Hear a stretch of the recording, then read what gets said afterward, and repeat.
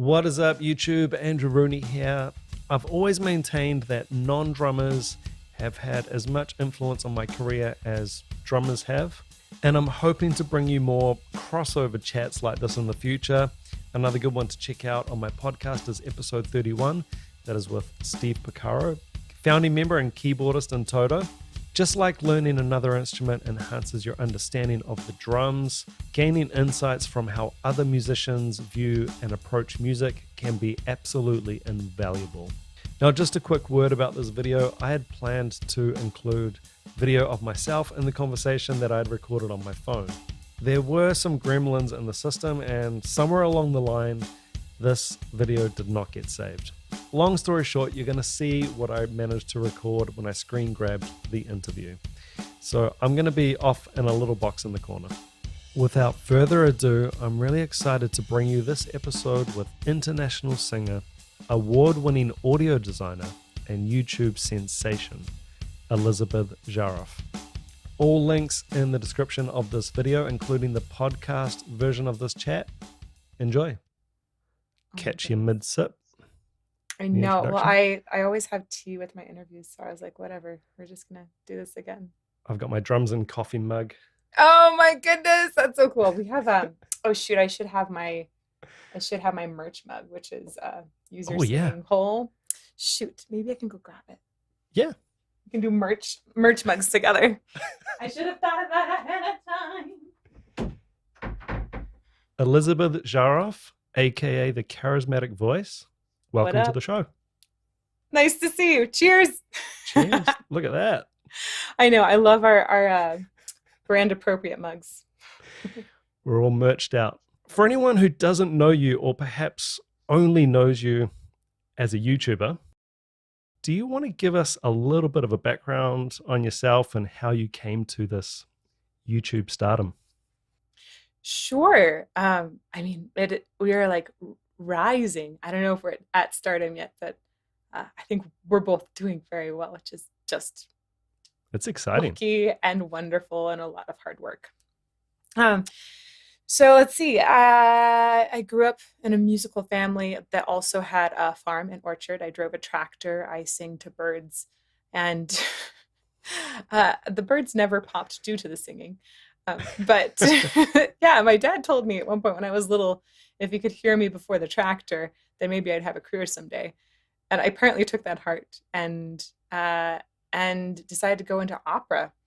I traveled a ton while I was doing my studies. I spent some time in France. I spent some time in China. Ultimately did finish. I had studied at Pacific Lutheran University, got my bachelor's from Oberlin, got my master's from Curtis, and then went back out to Europe and spent a year in Germany, and really was already doing professional opera. In the middle of that, had done some competitions, done well, and got hired to go be a leading lady at a bunch of companies. So I traveled and guest starred at some companies. It was great. It was fun. And I felt like I still wanted more. So essentially, I decided to expand into various technology. I really love video games. I've always been a major nerd. And I was playing Braid, which is like it's a puzzle game that's based on time as one of the dimensions that you can solve. And I love it so much. And I heard a song. I thought, oh my gosh, I wrote a song like that the other day. Maybe I could write for video games. So I went back to Berkeley Online and got additional training in music technology at that point. And scoring for multimedia and learning my first DAW, et cetera, et cetera. So got into production while singing opera. I think that I was guesting in Germany when I did some of those initial courses. And I know I was based in Silicon Valley at that point. So I started going to game jams, writing music for video games, and just really caught this bug to involve a lot more technology with music. And then there was sort of like a big, I guess for YouTube, a lot of people say there's a big point when I started my YouTube channel. But for me, I started it way ahead of time. It was about writing for singers, different kinds of voice types, common misconceptions for voice. And that was going on in the background for several years before it took off. really the YouTube channel took off. It was, I think, February of 2020, right before COVID, when it had the first really big Same here. boost. Yeah. Right, right. So strange. You're like, oh, that was really fortuitous timing, Yeah. right? Every cloud has a silver lining, right? Totally, totally. And I, at that point, my husband and I had moved to Tucson, and he was in the aerospace industry, and I Oh, was wow. commuting back and forth to LA every other week, working in a studio with R&B soul, also just teaching tons of private students, and working with an AI company on voice for self-driving cars. So it was like a Oh bunch my of, I had God. so many plates in the air, probably too many.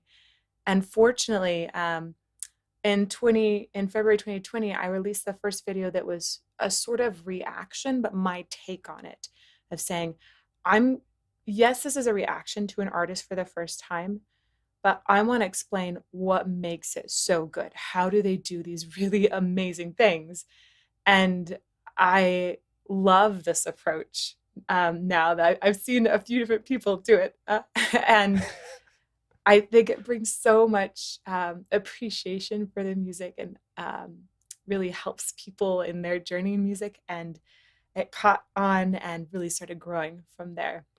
So I Absolutely guess that, fantastic. yeah, kind of sums it up. Yeah. And I think just to piggyback off the back of that, I think it brings in a whole different audience. You know, you've got your hardcore singing fraternity Mhm. and other vocal coaches, but it sort of seems to drag in, you know, a few of the people just on the exterior as well. And there's a lot of people who are passionate about drums or singing who maybe aren't drummers or singers. Yeah, totally true. For me, I've always learnt more in my career from non-drummers and sometimes even non-musicians, you know, drawing from different fields to be inspired or Mhm. learn from.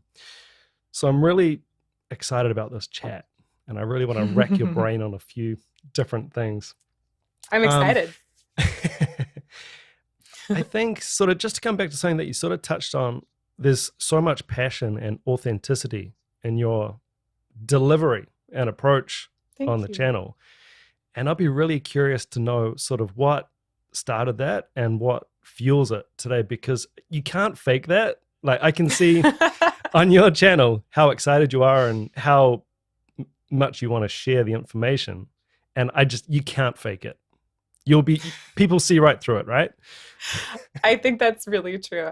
It's not fakeable. And in addition, um, my face, I guess maybe it was built for doing this, but I've just always had a really expressive face, to the point where I get in trouble sometimes, Oh, because people will be talking and I'll have a facial expression and they'll stop what they're saying and be like, "What? What did you think? What was so amazing?" I'm like, "Oh no, I'm so sorry. It's my face. It just it does its own thing." So that's, I guess, I guess it's an asset, yeah, absolutely. but I love voice. Like I love it. I love music. I think that, I really believe that it brings so much value and meaning to people's lives. I love understanding how voice can actually, like, help a person feel better. You know, that by singing, we know that we can help reduce depression, that we can generate happy hormones because we're singing.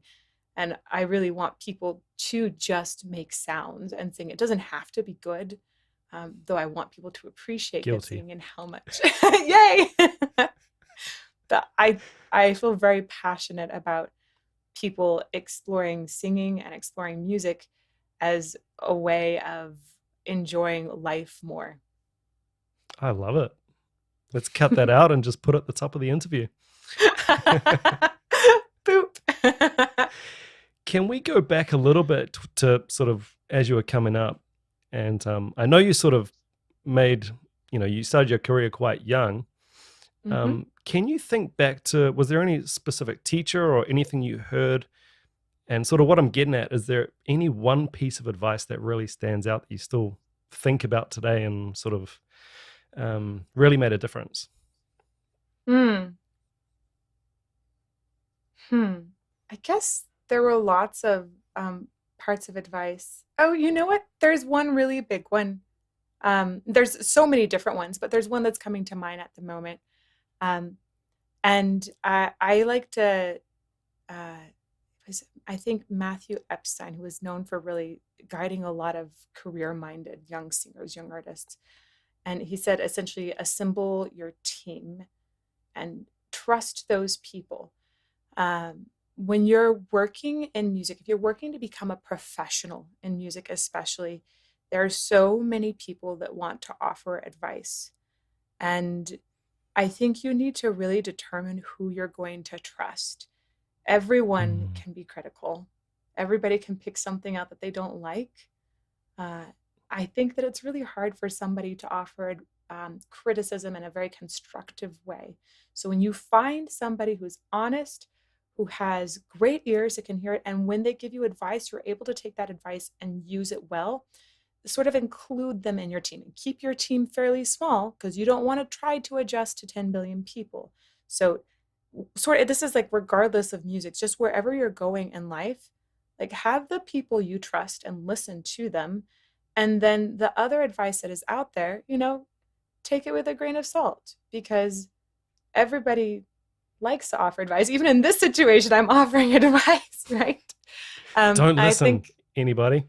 right? But I think that's really useful, especially for singers, because everyone has an opinion about how you should do it right. I think you need to figure out whose opinion you trust and then go with it. I love it. When I went into singing lessons or if I was trying out a new teacher, if I didn't feel that the things that I was concerned about in going into a lesson, if they weren't able to help me pretty quickly, and if after taking a few lessons, if I felt exhausted, I wasn't going to go back to that teacher. So there's also, I think, a sort of underlying thing there, which is I've always been fairly direct and confident as an individual, not always as a singer. I think you need to practice confidence in performance. But I think that a lot of times I've never really thought, oh, maybe I shouldn't do that. Like sometimes I think, oh, that's something I want to do. So I do it. And I don't really think about whether or not somebody else said I couldn't do it. Oh, that's great. It's Yeah, kind of I fun. love it. At least. I also find sort of, I've found, because I've had various teachers, especially when I was younger, and, I was kind of always searching for the teacher who could show me the secret. And, you're sort of trying to find yourself at the same time. And I really feel like to someone with a hammer, everything looks like a nail. So, they're going to... That's a great saying. They're going to try and teach you what they're good at, like their own strengths. And you might come to them and say, hey, look, I really want to do opera. And they're the top singing coach and they don't do opera, and they're going to try and mold you into their strengths. Yeah. And I think, you gotta find yourself, right? Totally. I teach like a wide variety of students at this point, and a lot of them come through a course that I have, and I make it totally genre neutral, very specifically, because it's essentially based on vocal science and how this functions. So how can you apply that at the very base? Like how can you get your basic technique so that it is just scientifically sound? And then after that is really where you start putting like the cherry and the whipped cream on top, which is your style, and you can shift it to genres. And I very much agree that if you're somebody who is specifically going forward in a particular genre, you got to find the right coach for that genre.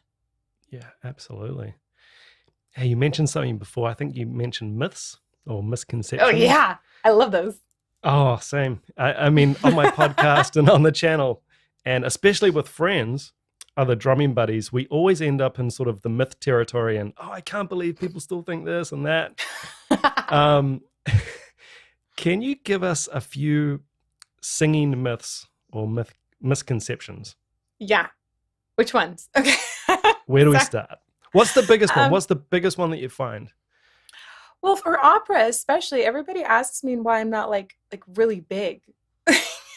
Oh yeah. Right? Because I always think about like the fat lady sings right there, and they have this idea of like Vikings, Oh right. Okay. Yeah. right? Yeah. So, and I love Vikings, don't get me wrong. Um, but it's so funny because when I sing opera, like I don't need a microphone, and there are videos on YouTube of this happening. I've Where seen it's them. like, I watched the so guitarist. He started off he's like, oh boy, yeah. and then someone started shuffling the mic away from you. I love it. It was a golden moment. Yeah. You want to do this? We can try it. Wait, what's my here we go.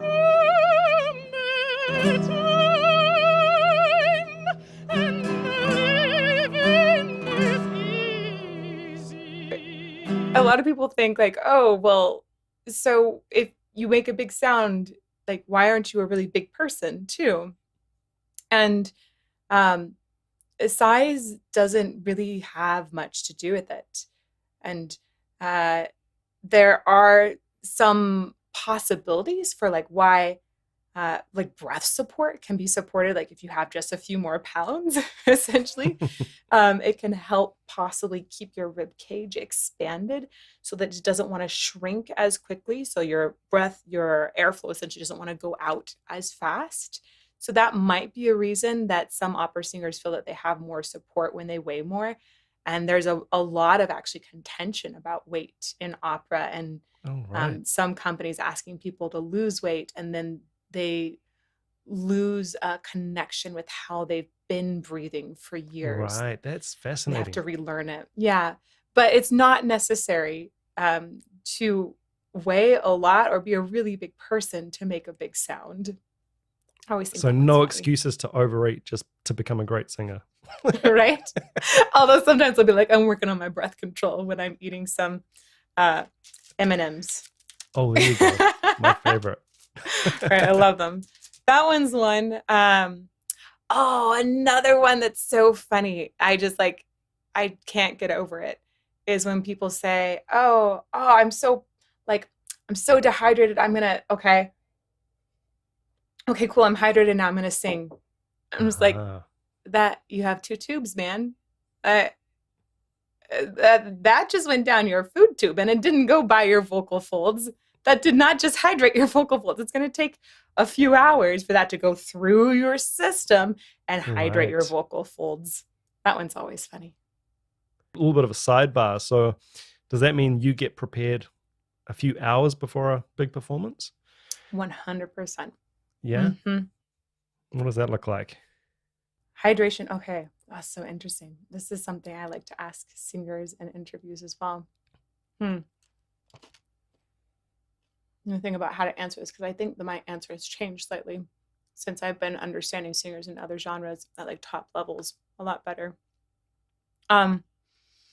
So preparing for a performance, I think, is going to differ by the kind of person that's preparing for it. I can tell you about what I do and then also what I've seen patterns that are successful in other people.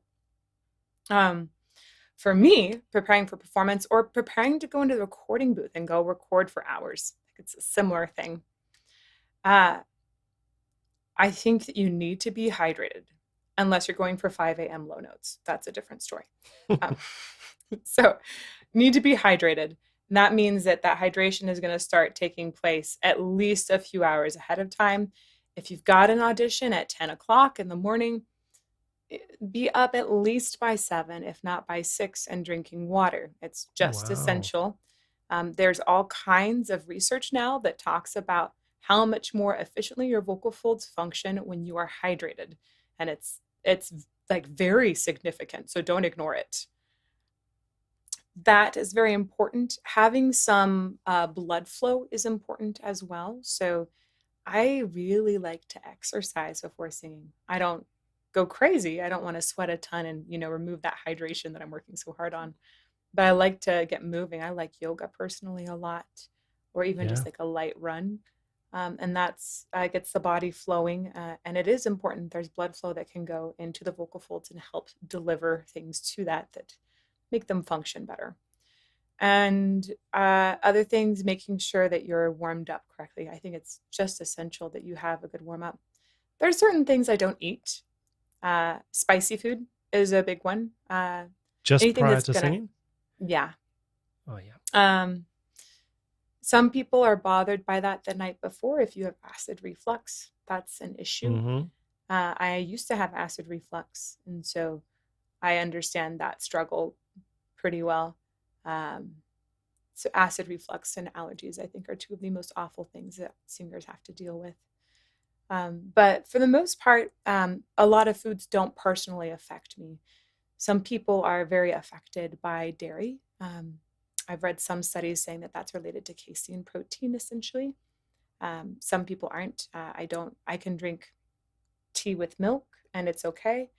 If I have a lot of caffeine, it really does bother me. A little bit is fine, Mm-hmm. but In what a lot of sense? caffeine can actually make your vibrato faster.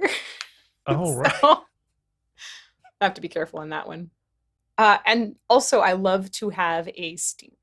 Like, that is golden. If you have a steamer in your dressing room, that is one of the only ways to directly hydrate your vocal folds. Oh, And I just love it. I love it. So, yeah, steamer. And for me, I like having at least half an hour to warm up. That's just yeah. make it easy, gentle at first. Don't try and kill it. I used to want to warm up for an hour or two, and I feel like that was young and naive. But all this said, I've talked to artists that are doing an amazing job, and there are some really well-known artists that don't have to warm up very often. If you are in the middle of a run, sometimes the next day you still feel pretty warm from the show the night before. So in some cases that works, or sometimes people will design a set so that it warms them up as they're going along. That's really awesome. I think it is essential that people do SOVT exercises, semi-occluded vocal tract exercises.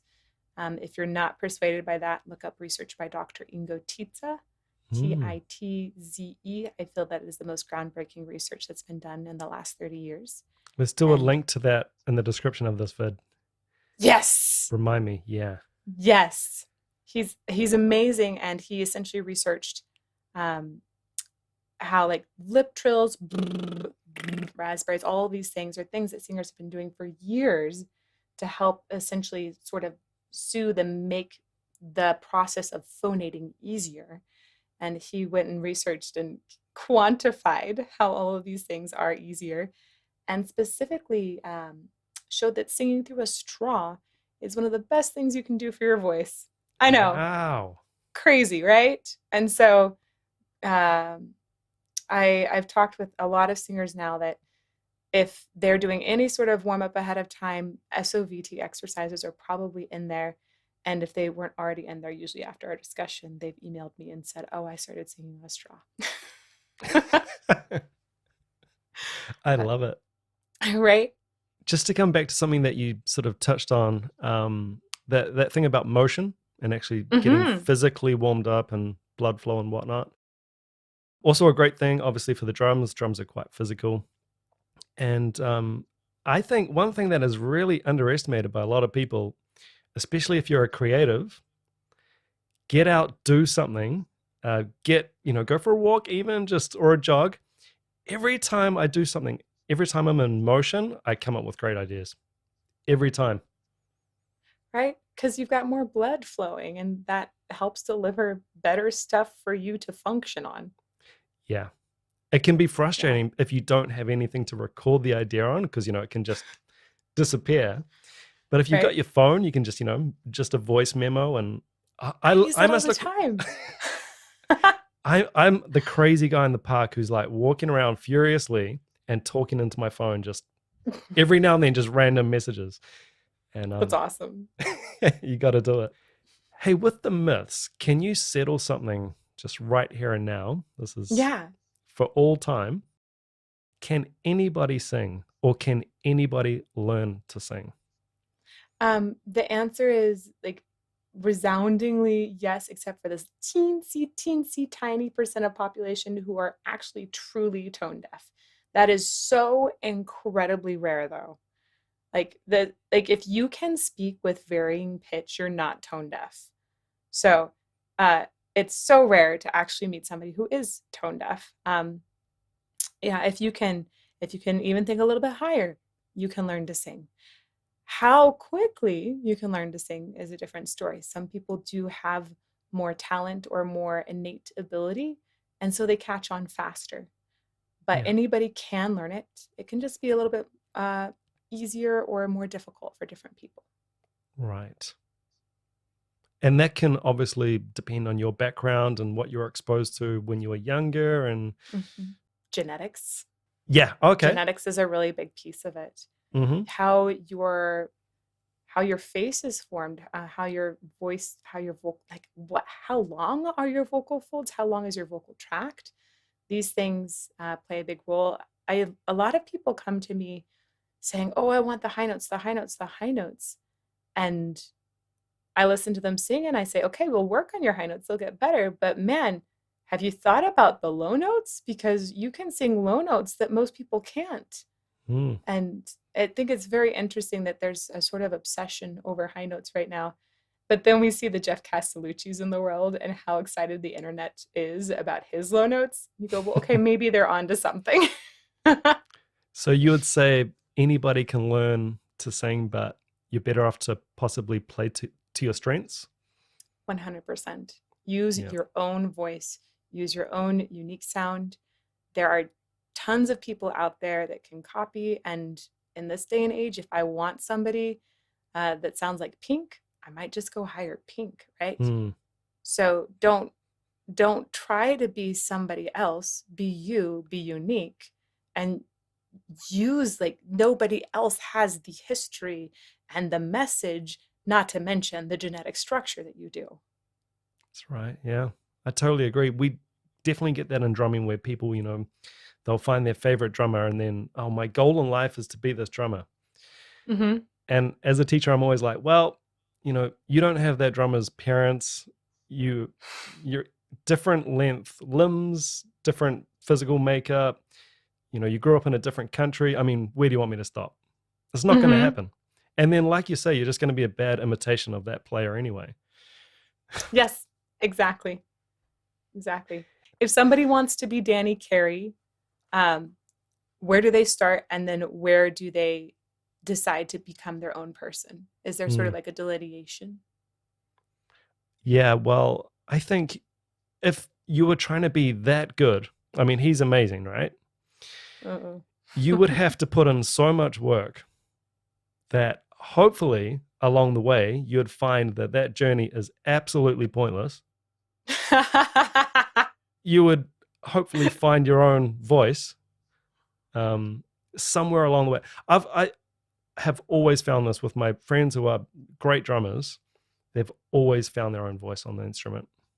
Mm, And they've that's really totally good. just given up on the whole thing of idolizing one player and I've got to be like that guy. Mm-hmm. Yeah. You can still That's like them as a interesting. player. Yeah, because you don't have to be them. No, exactly. It's We're so awesome. smart. I feel like good life advice right here.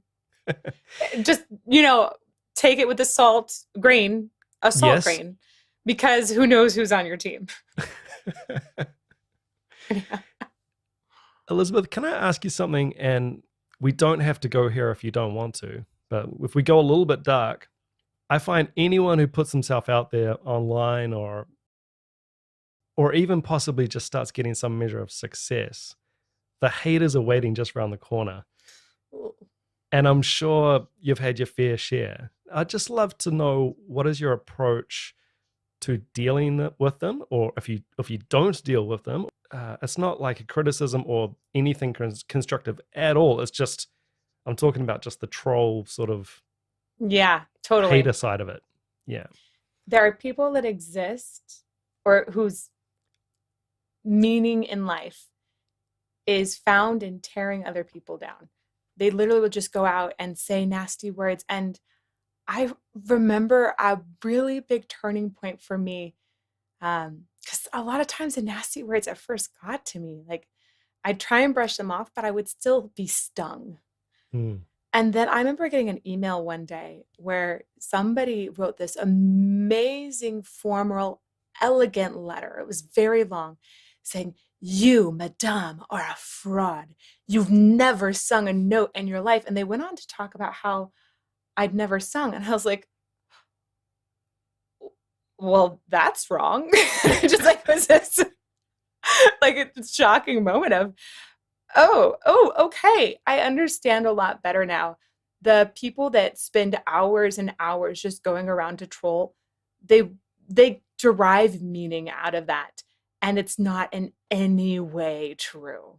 That's and so I think after receiving that letter, it was an email, even like the business email, everything. I was just like, oh my goodness, okay, this is really not true. So now those things actually do brush off, but they didn't at first. And I always worry about younger students and, having a confidence hit from that because it's not insignificant. For people that do that on our channel now, we immediately block them. It is a Okay. place of positivity. It is a place of openness. I want all kinds of people to be there. It's inclusive, but not inclusive in a way that you can go and tear somebody down. That's just not what we stand for and not the vibe that we're sending out. So I'm okay with just immediately blocking, no need to respond. I love it. Yeah. It's a rather pointless conversation if the person thinks you can't sing and you've never sung professionally before. How do you even begin that dialogue? And there's no point anyway. Yeah, it will feed them to respond to them. Yeah. I don't know. So I don't. I don't know if you did this at first, but every now and then I will click on one of these profiles, like the people that just, I don't know, I don't like your bald head or whatever they say. And every now and then I'll click on the profile, and I don't know if you found this, but every single time, no subscribers, no videos. Yes. Every I've time, done that. though. Yes. And it just blows me away. And sometimes they'll have a big story about how amazing they are, or a piece of advice, don't listen to him, you should do this. And it's like, who are you? Mm-hmm. Not that everybody needs a load of content online, but I mean, something? Surely there would be something. Yeah. Right? Something. Try. Put something out there. But no, it's way easier to tear down than actually build. Mm. All right. Let's head towards the light now. We've been there. No worries. I liked that question. Thank you. What would you say to someone who wants to be, like you, or do one of the things that you do, either build a career as a singer, become a great singing coach, or build a YouTube community? Is there any sort of common threads that you find work in any field?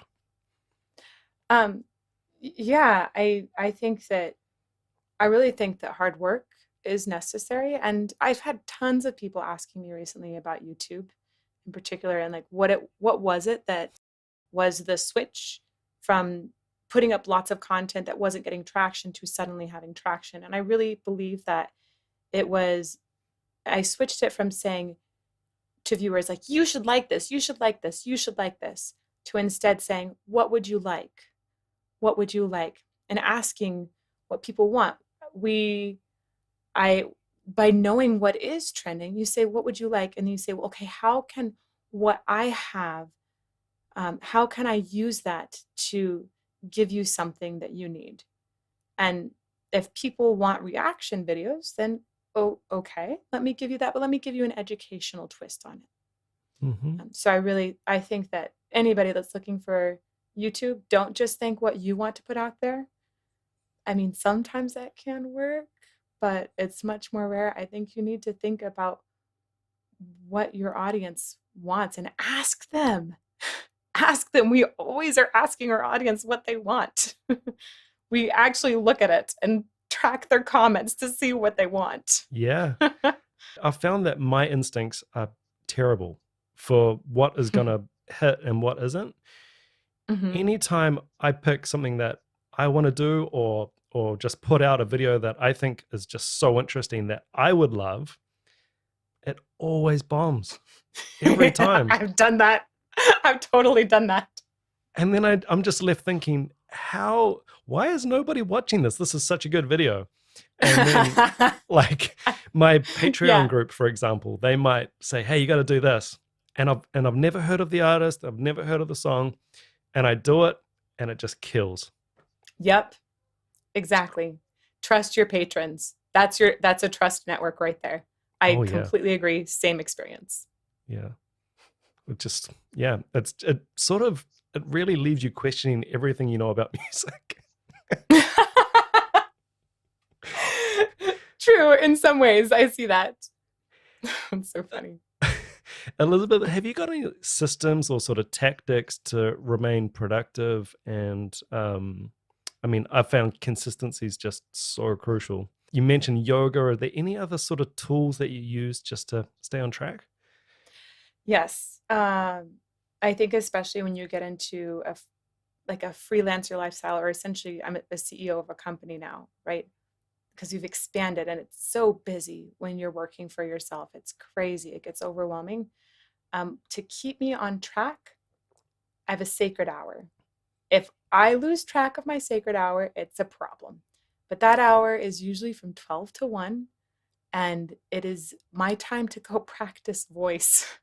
So I can get caught up in creating for YouTube. I can get caught up in tons of business emails and teaching other people. But ultimately, I need to put into my bank, my self bank, and practice this thing. Make sure I stay in touch with it. Take that time, go enjoy singing, make sure it is something I continue to develop. So yeah, sacred hour. It's very valuable. I've definitely found the same, that once I'm doing a whole bunch of different things, I end up, not working on myself, not actually practicing. Yeah. So that's great. I might do that. Highly recommend. Just hopefully my wife's going to go for it. Hey, it's my sacred hour. Just leave me alone. My husband takes sacred hour as well, and he writes. He's writing a book. So. Oh, fantastic! He writes. I love it. Hey, I'm really aware of your time, and I know you're an incredibly busy person. Yeah, I should probably zip here soon. Double-barreled question for you. A, okay. Are you taking on any more students? B, if you are taking on any more students, where can they find you? So the only way I accept new students currently is if they go through Demystifying Singing, which is my intensive 7-week course. I teach private lessons to those people as they're going and give recording feedback, but it's really intensive, small groups only. It's only for people that are very serious about diving into singing. I had to, my private studio has just been so full for so long. I have a waiting list a mile long. And when people finish that course, they'll go on to a waiting list, and I might be able to get back around and do essentially a month pack of lessons with them after doing that. But because everything that I teach is based on what's in that course, that I need it to be as the foundation, and then we go from there. Yeah, it's really hard to do things like keep a sacred hour when you have so many. It's a tough life balance, as I'm sure you understand. Oh, look, I've only got a fraction of the following that you've got, but like you were saying before, I just get flooded with messages, even from friends on Facebook. Mm-hmm. Hey, I want to do YouTube for I'm selling cakes. I want to, how could I promote this on YouTube or anything? And so I can't even imagine how much correspondence you must receive. It's very interesting, I think, as a person who has a regular YouTube presence. A lot of people, there's like a very personal thing about what we do that makes us, I think, more approachable. And I've understood that we're much more likely to get approached with messages than, say, the lead singer in a band. And that's it's because we're approachable. That's it. And so, yeah, the messages are massive, and it takes a ton of time to respond. I feel so guilty because, again, even with my smaller community, there is no way I could reply to everybody. And I'm so worried or paranoid at times that people are going to think I'm getting a big head, or Right. I've gotten too cool or too big to answer people. I just physically cannot. There are not enough hours in the day for me to reply to everybody. Yeah. It's an awful feeling in a way. Yeah, I agree. And if somebody sends me a business email using the business address on YouTube that isn't actually business, I just don't reply to it. That's Okay. another thing. Right. Just be ruthless. Well, yeah. There's certain like avenues you can reach me through, and if you say it's a business thing and it isn't, I'm just not gonna do it. Man, feel a little bit guilty for that, but not really. Yeah. And don't you realize now, I don't know if you used to reach out to people who you wanted to make a connection with, and they never replied, or they say no, and Mm-hmm. you perhaps took it personally, and now you just totally understand it. It's I incredible. completely understand. I think that people really have the right to say no at any point. And if I ever find out that an artist doesn't want me doing their song on the channel, like I would even just be like, okay, no, not gonna do that. Like, I think what we do is usually very kind and wonderful and promotes them a ton. But if for any reason something happens and I feel like they don't want that attention, then, any person can say no. It's just, Absolutely. you got to listen to it and respect it. Yeah. Well, Elizabeth, it's been an absolute pleasure. Why don't we do one more electronic Little merch- cheers. merch Cheers. Merch cheers. I love this. Is great. That's so funny. You with coffee and me with tea. It's just, yeah. It's That's awesome. good. Hey, I wish you all the success in the future, and I'm going to be there for your online 1 million subscriber party. Thank you. It's gonna be huge. What are you going to do? How do we top the other parties? I don't know. It's gonna be amazing. We already started pre-planning for it. Not gonna. Really? Yes. Yeah.